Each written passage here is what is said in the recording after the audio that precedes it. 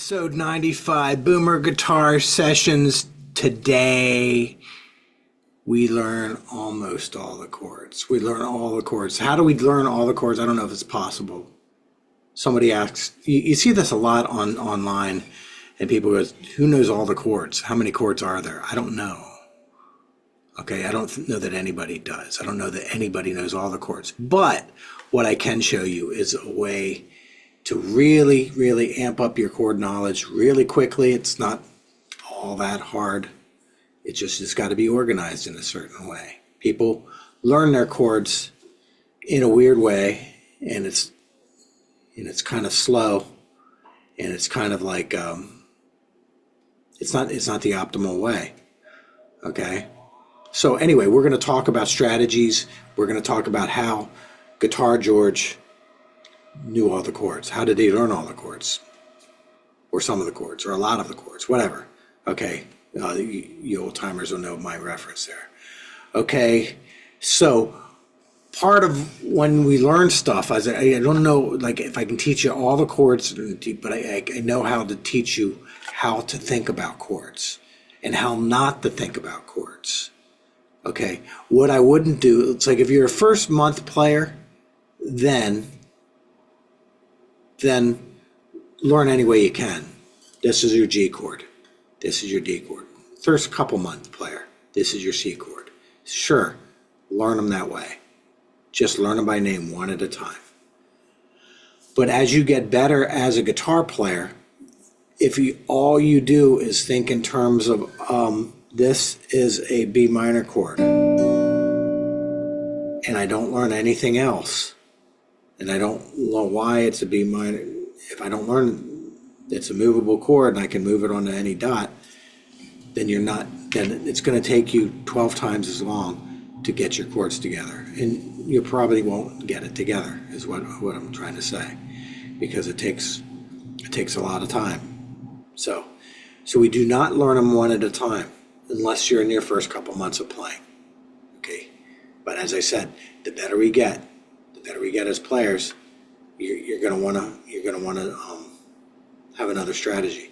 Now, the other strategy is a simple one, I think. Okay, what it involves is, yes, we're going to learn some grips. This is your major grip. Hopefully, you know that. Okay, where the power is the notes of the fingerboard. Okay, so from here to here, it's going to be 23 note names, 23 separate note names. So this is going to be F flat, this is going to be E, that's 2. This is F, this is E sharp. So between these two pitches, that's 4 note names. 1, 2, 3, 4, 5, 6, 7, 8, 9, 10, 11, 12, 13, 14, 15, 16, 17, 18, 19, 20, 21, 22, 23. Okay, from 0 to 12, there are 23 different note names. So what that means is every grip we learn this grip. Once we learn our fingerboard, how do you play a B chord? You can never say, I don't know how to play a B chord. Okay? You can never say that. If you know how to play a G chord, just move that to a B note. It's a movable chord.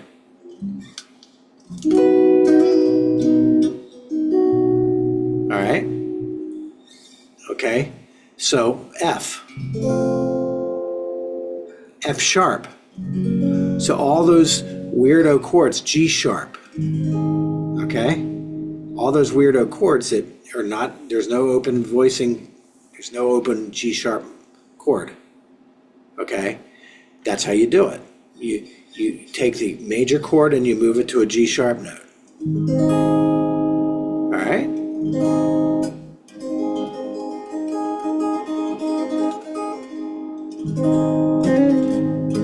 All right. So now that's the one thing. So it's 23. Every one of these grips that you learn is going to be 23 different notes. So now what I want to do is I want to start with learning the core, what I consider to be the core chord types. If you do this, you're going to be on the 95%. You're going to know more chords than 95% of the people out there. Okay? And I didn't even include power chords in this. Okay, I'm going to include power chords in this. So they're going to be major, and then if we lift our second finger, that's going to be minor. If we lift our pinky finger, that's going to be minor 7.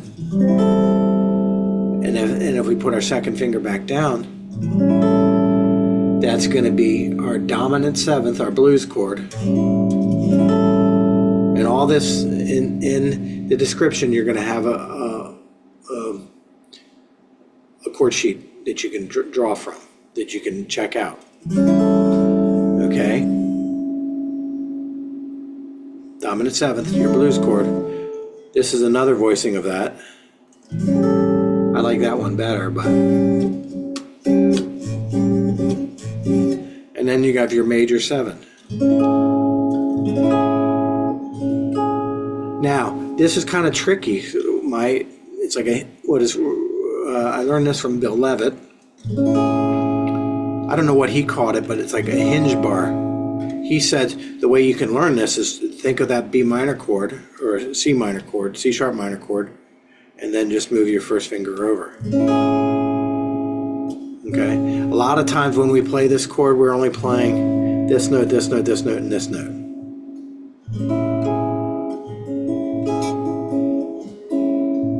Alright? You don't have to play the top note all the time. That's a major 7. Major 7s are really common chord nowadays. Lots of people.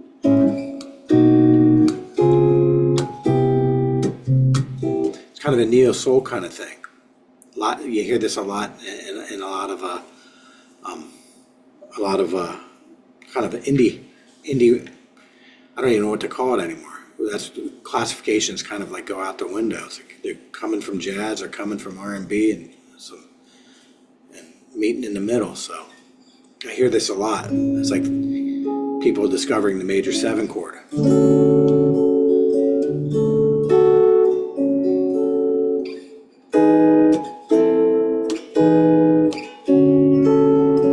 All right. So anyway, so we learn those, and then one last chord, 5 chord. So it's 1, 2, 3, 4, 5, 6. So 1, 2, 3, 4, 5, 6. Taking out my calculator. So 13 times 6. That is 78 chords, just on Form 1. And then you times that by 2 for Form 2 as well. That's 156 chords. That's how you learn chords quickly. Learn your fingerboard notes. That is episode 94. So this chord. Now it's also important to know this makes it easier. That going from one chord to the next often is just a finger different. You learn this chord, that's your major chord. To go to minor, you're just lifting a finger. Okay? Okay? Major to dominant is one finger different. Okay? Dominant to minor 7 is one finger different. This one's weird.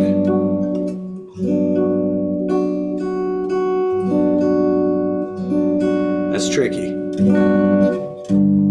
Power chords are, yeah, that's part of it. All right? So, Form 2.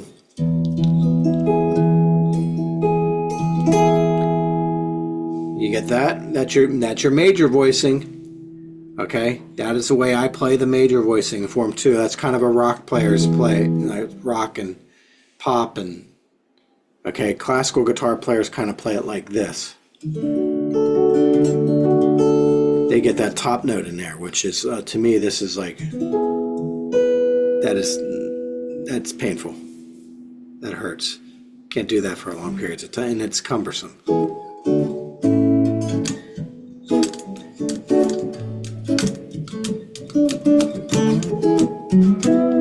All right, so that is your major.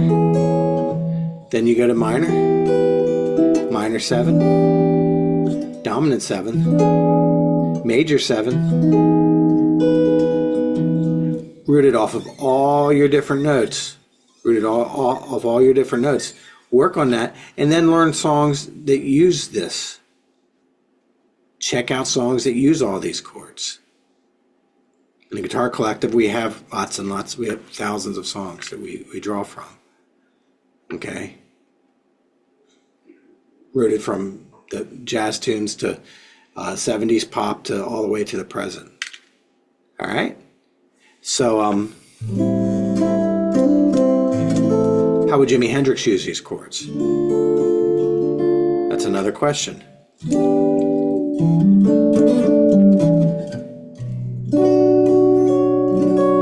That is a minor 9.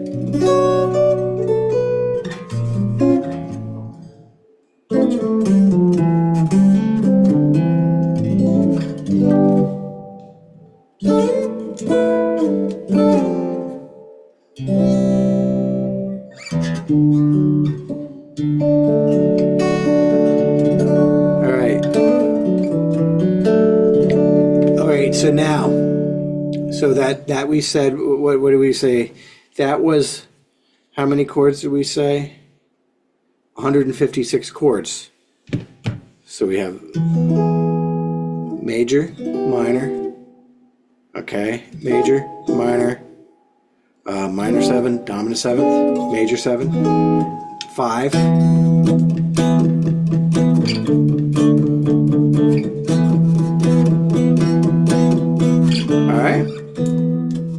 Now, other ways we can start doing this: learn lots of songs. Songs should not be like when I was a kid. And it can be songs you like. They should be songs you like, but hopefully you like more than. Hopefully, what your tastes are broad, but they can't be something that you don't like. So anyway, you're not going to practice it. I know that. I was no different. All right. So with that said, check out other genres, like other classifications. Like, okay, so how would Kurt Cobain use bar chords? Okay, how would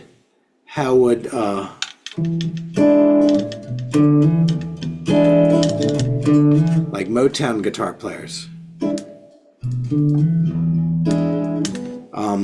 how would they use it? How would they use it? It's not just bar chords, but movable chords of all kinds, okay, which we'll talk about momentarily. Now, learn other genres, like we can learn like kind of jazz. There's different kinds of voicings. Every kind of voicing that you learn, here is your major 7, here's your dominant 7th, all right, here's your minor 7, minor 9. All of these are 13 chords. Remember, we can root them off of 13. So here's a dominant 7th, here's a dominant 7 sharp 5, here's a dominant 7 flat 5. Don't expect you to know all these. That's somewhere out down the line. We'll talk about that. But what I'm saying is we can build off of this. Next thing we want to talk about real quick, and this is not something you have to study for this lesson, but just know that it exists, because all you want to do is take the bars, the major, minor, major 7, minor 7, and dominant 7th and power chord voicings. Just learn those. As I said, that'll put you in the 95 percentile. Okay? Next thing after that is don't stop at form 1 and form 2. Check out the cage fingerings. In the cage fingerings, you have 3 other chord types that you can make chords off of. All of which 23, 23, 23, 23, 23, 23. We're getting in the thousands. 23. All right? 23. They're all in there. Okay? And later on down the road, this is what Guitar George would know. If I'm playing a dominant 7th here and I want to play a 9, Guitar George, I'm pretty sure, I haven't checked, but I'm pretty sure he knows that that's a 9. If this is the root note, 5th fret, This is going to be a ninth, the ninth interval. How does he know? Because he plays a major scale and he goes 1, 2, 3, 4, 5, 6, 7, 8, 9. So that's your, it could be a major 9, dominant 9, minor 9. All right? So sky's the limit. We can learn more of that later. And that's each one of those is 23 chords, 23 chords. I'm losing count. It's in the thousands. All right. So the cage fingering system is the next step after that. But that can get you all over the fingerboard. All over the fingerboard. You'll know more. You'll know as many chords. Chords will not hold you back. You will not be held back with chords. That should not be the thing that holds you back. Okay, rock players learn Boys Are Back in Town by Thin Lizzy. Okay? Learn some of the Bachman Turner Overdrive things. They have major sevens. Learn some of the 70s pop. How Deep Is Your Love by the Bee Gees. Listen to the Red Hot Chili Peppers doing a version of that. Okay? They did what's the other song they covered? If you get on YouTube, they covered Brandy. It's another 70s pop song. 70s, lots of whatever you call yacht rock. Lots of those chord progressions are really, really cool. Okay? And it's like people are reusing them all the time. These are another sources. Learning to listen to other kinds of styles. All right? So learning your chords. Learning how the various players, the various styles, how do they approach chords? Jazz players did it differently. A lot of funk players came from a jazz background. So they kind of see a lot of they can see all these little things because they had somewhat of a jazz background. Diverse styles, cage system. Anyway, that is how you learn your chords, and it's like thousands of chords. That's a chord dictionary. Now, in the Guitar Collective, one of the things that we have is I have a caged book that is part of the collective. If you're part of the collective, all the materials is free.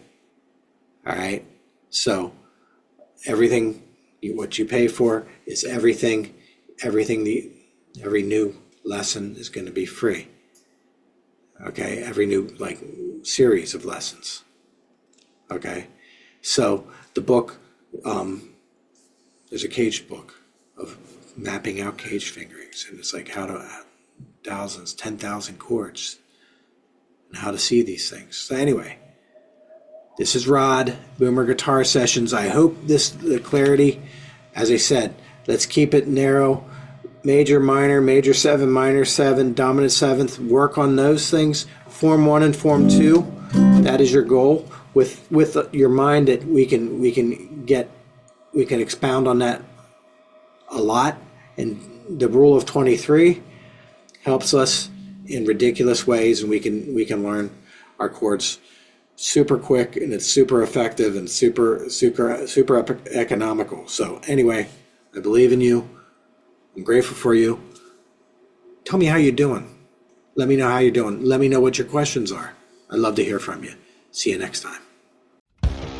Hi, this is Rod from Boomer Guitar Sessions. I personally wanted to thank you for being part of our community. If you like what we're doing here and you want to see more of it, please hit the like, subscribe, and share. And this helps me spread my musical messages to all over the world. Thank you. I appreciate you. And always remember, you can do this.